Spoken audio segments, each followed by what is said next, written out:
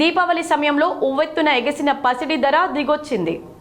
అంతర్జాతీయ పరిణామాలు, పసిడి పెట్టుబడుల్లో లాభాల స్వీకరణ వంటి కారణాలతో దిద్దుబాటుకు గురైంది. అంతర్జాతీయ విపణిలో ఔన్స్ బంగారం ధర $4,000 స్థాయి దిగువకు చేరింది. అమెరికా, చైనా మధ్య త్వరలో ట్రేడ్ డీల్ కుదరొచ్చన్న అంచనాలు ఈ కరెక్షన్కు కారణమని నిపుణులు చెబుతున్నారు. అమెరికా అధ్యక్షుడు ట్రంప్, చైనా అధ్యక్షుడు జిన్పింగ్ మధ్య అక్టోబర్ 30న జరిగే భేటీలో ఆ మేర కీలక ప్రకటన వెలువడే అవకాశం ఉందన్న అంచనాలతో పుత్తడికి డిమాండ్ తగ్గినట్లు విశ్లేషకులు అంచనా వేస్తున్నారు. అంతర్జాతీయ ధరలను అనుసరించి దేశీయంగానూ బంగారం ధరలు తగ్గుముఖం పట్టాయి.